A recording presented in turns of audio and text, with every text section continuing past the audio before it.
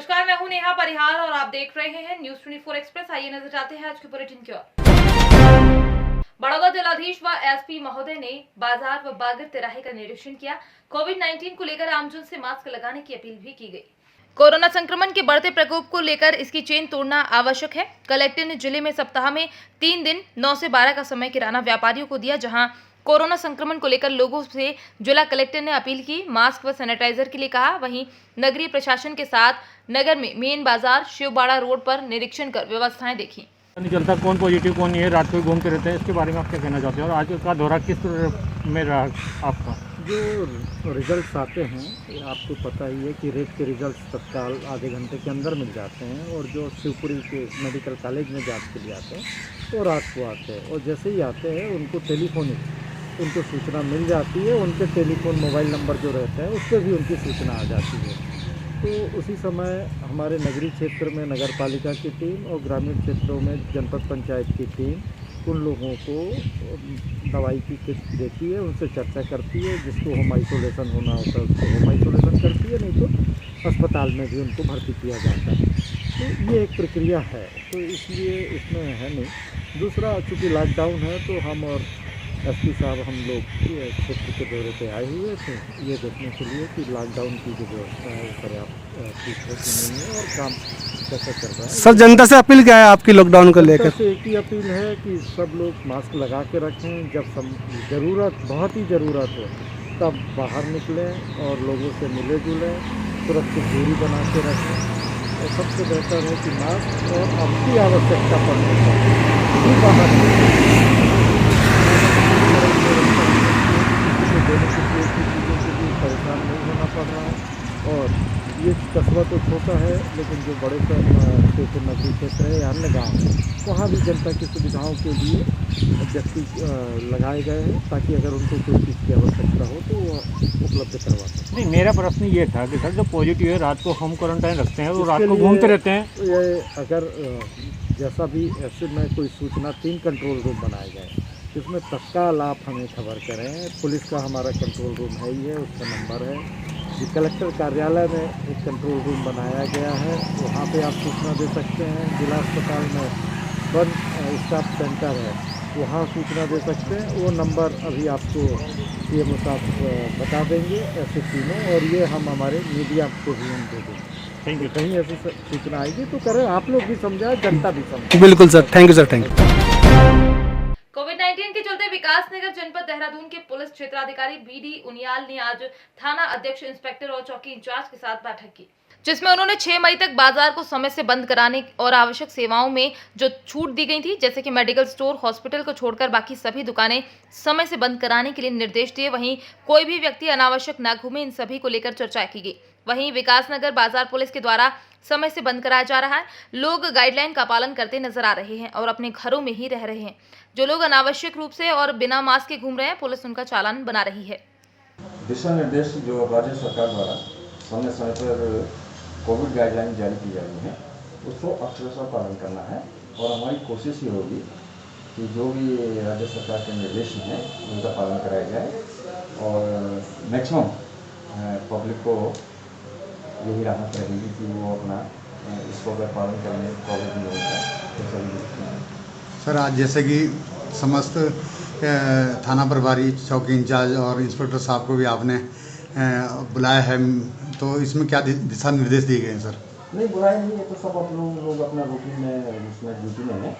तो मैं भी अपना जो है इसको जो हमारा कोविड कर्फ्यू है इसको चेक करते हुए और इसको देखते हुए मैं चौकी पे आया हूँ। तो यहाँ पर बैठ करके फिर 2 मिनट में यही है कि इसको मैं कैसे और अच्छे से इफेक्टिव रूप से आगे बढ़ूँ। अच्छा सर, पब्लिक के लिए कोई मैसेज आप देना चाहें?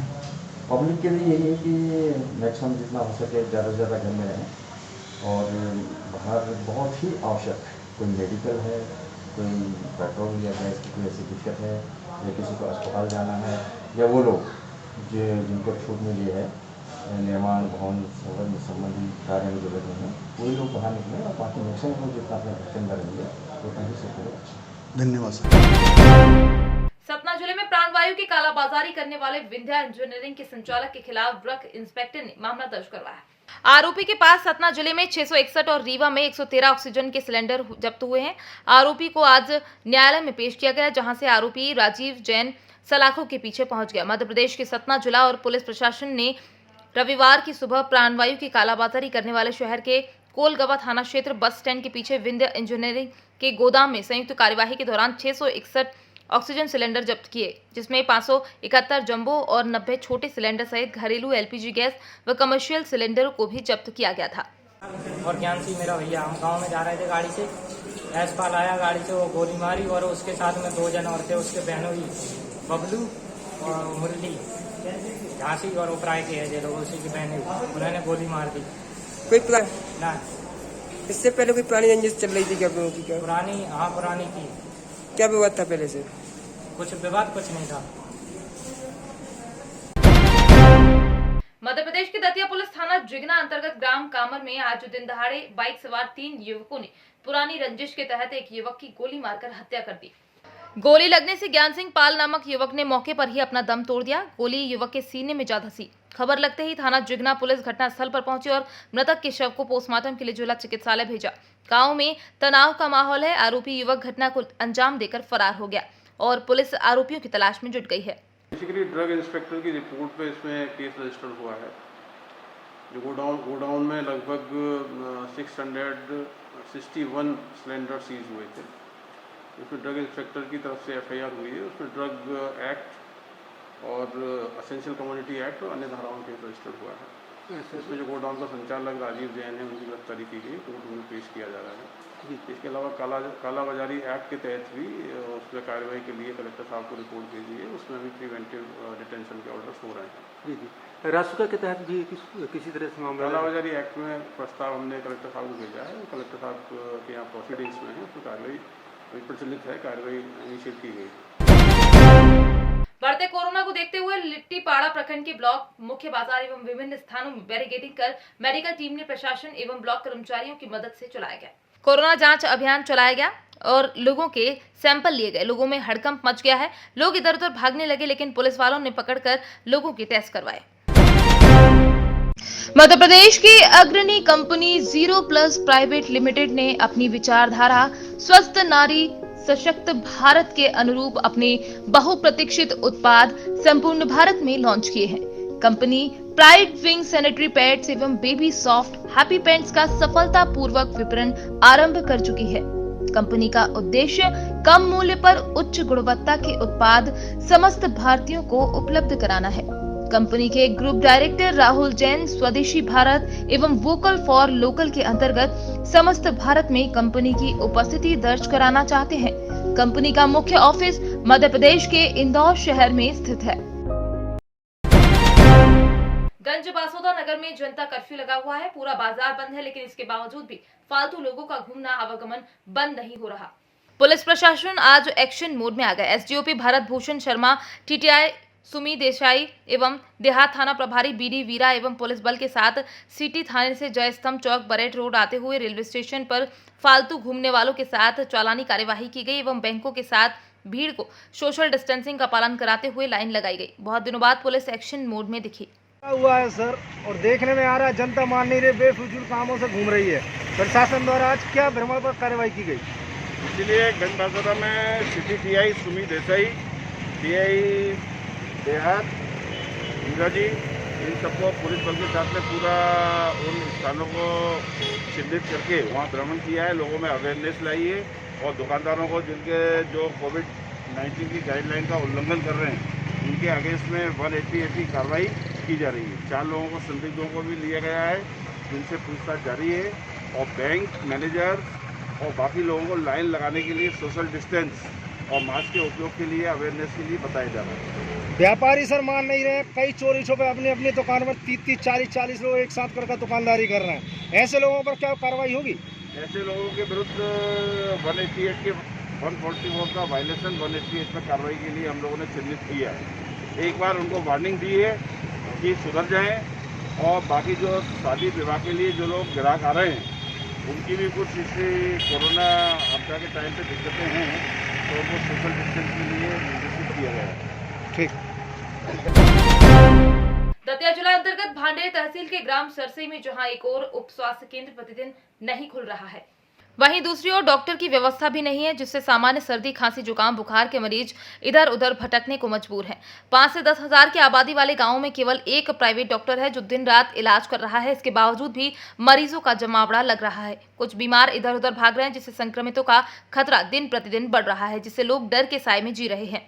अभी हम पहुँचे हैं दतिया जिला अंतर्गत भांडेर विभाग के ग्राम सरसई में, जहाँ पर हम जानते हैं यहाँ के मौजूदा जो स्वास्थ्य केंद्र है, उप स्वास्थ्य केंद्र है, यहाँ पर उसकी क्या भूमिका रह रही है, ग्रामीणों को किस तरह से स्वास्थ्य लाभ पहुँचा रहे हैं, वो किस तरह से उनकी हेल्प कर पा रहे हैं, आइए हम जानते हैं। और ये हमारे बीच करण सिंह यादव राधे राधे इनसे जानते हैं। जी, जो मौजूदा स्वास्थ्य केंद्र है यहाँ पर, उसकी क्या हालत है और किस तरह से लोगों को लाभ पहुँचा पा रहा है? उप स्वास्थ्य केंद्र नाम के लिए है, यहाँ पर ताला ही लटका रहता है। जिस दिन टीकाकरण होता है केवल उसी दिन आते हैं, और इसके अलावा हमारे साथ ताला लटका रहता है। मेरा तो सरकार से निवेदन है कि आप यदि कुछ नहीं कर सकते तो कम से कम इस कोरोना काल में तो गांव के स्वास्थ्य के प्रति सचेत रहें। हमारा गांव 10,000 की आबादी वाला गांव है, इसके बाद भी उप स्वास्थ्य केंद्र होने के बावजूद यहाँ का उप स्वास्थ्य केंद्र हमेशा बंद ही रहता है।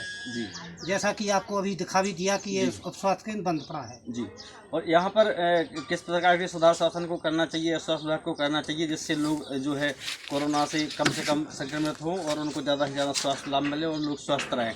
क्या करना चाहिए? सबसे पहली बात तो यही कि यहाँ कोई एक डॉक्टर आ जाए जो हमारे गांव में हमारे भाई बहन बीमार हो रहे हैं, उनका हाल में ट्रीटमेंट हो सके। कम से कम 1 या 2 गैस सिलेंडर भी हों, ऑक्सीजन सिलेंडर, जो इमरजेंसी में काम आ सकें। जी, और इसमें अभी तक आपके गांव में कोरोना के कितने पेशेंट हैं और कितनी की जांच हुई है? किसी की जांच अभी तक नहीं हो पाई है। क्या जांच की यहाँ आवश्यकता है? शासन को यहाँ पर जांच के लिए शिविर वगैरह लगाना चाहिए। पहले हुई थी जांच तो बाहर के थे, वो लोग पॉजिटिव हो चुके हैं और वो चले गए। वो लोग ठेकेदार के आदमी थे जो पॉजिटिव थे, लेकिन अब वो राइट हैं और वो बाहर के ही थे, हमारे गांव का नहीं था। जी, जो हाल है वो उसमें इस बारे में श्री धर्मेंद्र सिंह यादव जी हैं, सरसई निवासी हैं। जी, आपका नाम? धर्मेंद्र सिंह। जी, आप यहीं के निवासी हैं? जी बिल्कुल। जी, तो यहाँ पर जो शासन को किस ओर ध्यान देने की आवश्यकता है जिससे जो संक्रमण का खतरा है वो कम से कम हो? किस तरह से मतलब काम होना चाहिए यहाँ पर? स्वास्थ्य विभाग को किस तरह से ध्यान देना चाहिए? क्या यहाँ पर?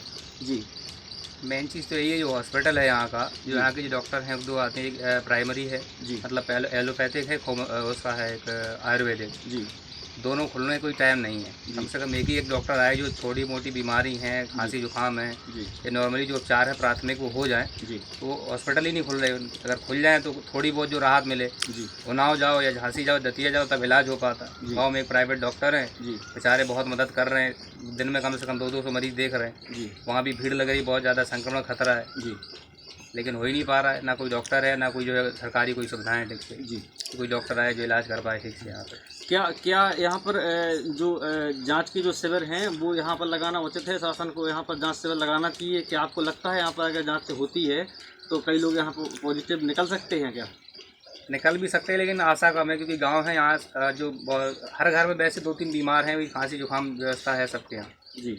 अगर होती है तो थोड़े बहुत तो निकलेंगे, लेकिन ज़्यादा निकलने की संभावना नहीं जी। आप हमें अपने गांव के बारे में कुछ ऐसा बताएंगे, ऐसे 2-4 स्थान जहां पर संक्रमण का ज़्यादातर आपको लगता है कि इन जगहों पर संक्रमण ज़्यादातर फैल सकता है, वहां पर जो संक्रमण के जो एहतियात हैं वो उनके द्वारा नहीं बरते जा रहे हैं, ऐसे कोई स्थान है आपके? अभी फ़िलहाल में तो ऐसा कुछ नहीं है, बराबर चल रहा है, कोई दिक्कत वाली ऐसी बात नहीं जी। वीरपुर पुलिस प्रशासन, वीरपुर व राजस्व विभाग ने मेन बाजार में भ्रमण किया और लोगों को मास्क लगाने की समझाइश दी। राजस्व विभाग के पुलिस प्रशासन ने मिलकर पूरे बाजार का भ्रमण किया, बेवजह बाजार में घूम रहे लोगों पर चालानी कार्यवाही की और लोगों को खुली जेल की 3-3 घंटे की हवा खिलाई। सब्जी और फल विक्रेताओं को भी चेतावनी दी गई कि 9 बजे से 12 बजे तक जो टाइम है उस टाइम पर ठेले व दुकान खोलें, गोले बनाकर ग्राहकों को सामान दें, साथ ही सोशल डिस्टेंसिंग का ख्याल रखें। देखिए, हम लोग रोज प्रतिदिन साहब जो पुलिस अधीक्षक महोदय हम लोग प्रतिदिन गाइड कर रहे हैं कि पहले तो आप स्वयं बचिए और उसके बाद में जो अपना काम है वो तो हमें करना ही है। प्रतिदिन हम लोग मार्केट वालों को समझा रहे हैं, पब्लिक को समझा रहे हैं कि आप लोग जो भी शासन प्रशासन की गाइडलाइंस है उनका पालन कीजिए। पर आप वीरपुर बाज़ार में देख रहे हैं कि कुछ दुकानदार बदमाशी कर रहे हैं, लोगों को अपनी शटर उठा के सामान दे रहे हैं, उन पर भी हम लोग नज़र रखे हुए हैं। इस परिप्रेक्ष्य में भी एक कार्रवाई की जा रही है। एक पाइप सैनिटरी वाला था, वहाँ पे भीड़ लगा के सामान बेच रहा था, उसके लिए हम धारा 188 के तहत कार्रवाई कर रहे हैं। उसके अलावा जो वहाँ पे पब्लिक थी और ठेले वाले, सब्जी वाले थे, इन लोगों को हम लोग करीबन जब से लॉकडाउन हुआ है तब से प्रतिदिन समझा रहे हैं कि गरीब लोग हैं आप लोग, आपको टाइम दिया है शासन ने 7 से 10 का। उसके बाद भी सब्जी वाले हुए या फल फ्रूट वाले हुए हैं, कम से कम 12-1 बजे तक बैठे रहते हैं, भीड़ लगाते हैं, किसी प्रकार की कोई गाइडलाइंस का पालन नहीं कर रहे हैं। आज फिर उन लोगों को सख्ती से संदेश दिया गया, अगर कल से उनके द्वारा कोई इस प्रकार की हरकत की जाती है और लॉकडाउन के जो भी शासन के निर्देश हैं उनका उल्लंघन किया जाता है तो उनके खिलाफ विधि अनुसार कार्रवाई होगी। बिना मास्क के घूमने वालों के लिए भी हम लोग कार्रवाई कर रहे हैं। कल भी हमारे द्वारा 54 लोगों के खिलाफ कार्रवाई की गई थी, 5400 रुपये समन शुल्क वसूल किया गया था। इसी प्रकार से आज करीबन 55 लोगों के खिलाफ हमने कार्रवाई करते हुए 5500 रुपये समन शुल्क वसूल किए हैं। इन लोगों को हम लोग सैनिटाइजर और मास्क वगैरह भी उपलब्ध करा रहे हैं तथा प्रतिदिन लोगों से अपील कर रहे हैं कि आप जो भी शासन प्रशासन निर्देश दे रहा है उनका पालन कीजिए, घर पर रहिए, सुरक्षित रहिए। ये बीमारी है, इसको हल्के में नहीं लेना है आपको। आप केवल आप स्वयं सुरक्षित रहिए, अपने परिवार को सुरक्षित रहिए, स्वस्थ रहिए। आप लोगों से सभी से हाथ जोड़ के विनम्र निवेदन है कि कृपया पुलिस का सहयोग करिए, पुलिस और प्रशासन का, हमें मजबूर मत करिए सख्ती के लिए। जो प्रशासन ने समय सीमा दुकानदारों के लिए कर रखी है वो समय से पहले खुल जाती हैं सर, उस विषय में आपका क्या कहना है? मैंने कहा ना आपसे कि जो दुकानदार है वो बहुत बदमाशी कर रहे हैं। हम लोग अनाउंसमेंट करके, यहाँ तक कि एक बार इन लोगों की मीटिंग करके हमने बताया है कि आपका जो समय है कलेक्टर महोदय के द्वारा 9 बजे से 12 बजे के बीच दिया गया है, उसमें भी आपको होम डिलीवरी के लिए दिया गया है। और आप लोगों को मैंने बताया कि आप लोग वहाँ पे या तो रस्सी बांधिए या फिर किसी प्रकार की सामाजिक दूरी के लिए गोले बनाइए। ना तो कोई दुकानदार गोले बनाने को तैयार है, ना रस्सी बांधने को तैयार है, बस भीड़ लगा के सामान बेचना है।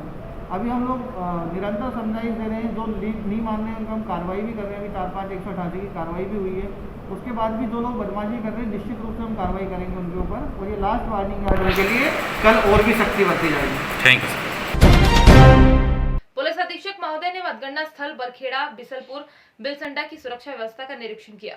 दिनांक 2 मई 2021 से जनपद पीलीभगत में त्रिस्तरीय पंचायत चुनाव की मतगणना प्रारंभ होने से ही पुलिस अधीक्षक पीलीभगत श्री किरीट सिंह राठौर महोदय के निर्देशन में जनपदीय पुलिस द्वारा सुरक्षा व्यवस्था के पुख्ता इंतजाम किए गए हैं, जिसके परिणाम स्वरूप जनपद में मतगणना की कार्यवाही शांतिपूर्ण चल रही है। पुलिस अधीक्षक पीलीभगत द्वारा जनपद में निरंतर भ्रमणशील रहकर मतगणना स्थल की सुरक्षा व्यवस्था का निरीक्षण किया जा रहा है।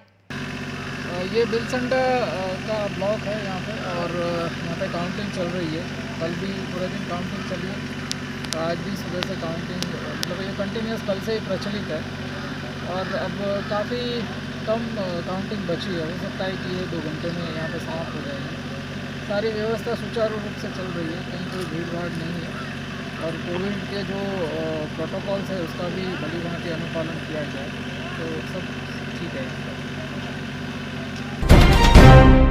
रामपुर मिलक ब्लॉक के गांव मोहम्मदपुर जदीद के वार्ड नंबर 135 से बीडीसी प्रत्याशी पूनम शर्मा की शादी रविवार को रात को थी। इस दौरान उसे पता चला कि वो बीडीसी जीत चुकी है।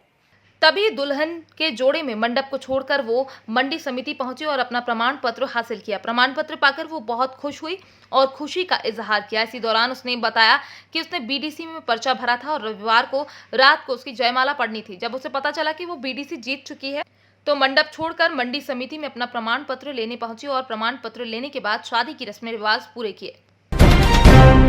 गांधी दर्शन संयोजक विधानसभा खिवंसर के जगदीश कछवाहा ने कोरोना योद्धा के साथ सीएम अशोक गहलोत का जन्मदिन मनाया।